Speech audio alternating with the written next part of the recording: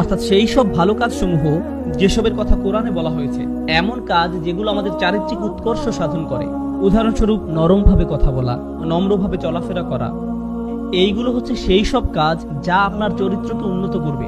একইভাবে ডান পা দিয়ে মসজিদে প্রবেশ করা, যেটা একটা সুন্নাহ, অথবা ধরুন ডান হাত দিয়ে খাওয়া, এইসব ছোট ছোট কাজগুলো আমাদের চরিত্রের বিকাশ ঘটায়। এখন ব্যাপারটা দাঁড়ালো এই যে প্রাধান্য দেওয়া উচিত মৌলিক নীতিগুলোর আত্মস্থ করার দিকে।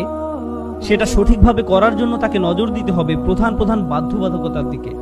যদি সে এই প্রধান বাধ্যবাধকতাগুলো ঠিকভাবে মেনে চলতে পারে, তাহলে তার পরবর্তী চেষ্টা হওয়া উচিত ছোট ছোট সুপারিশগুলো পালনের মাধ্যমে আরো সৌন্দর্যমণ্ডিত করা। উদাহরণস্বরূপ সালাত হচ্ছে একটা প্রধান কাজ। সালাতের পরে জিকির করাটা কি? এটা হচ্ছে উৎকর্ষ সাধন। একইভাবে সালাতের পরে দোয়া করাটা একটা উৎকর্ষ সাধন। অর্থাৎ আপনি ইতোমধ্যে প্রধান কাজটি করে ফেলেছেন,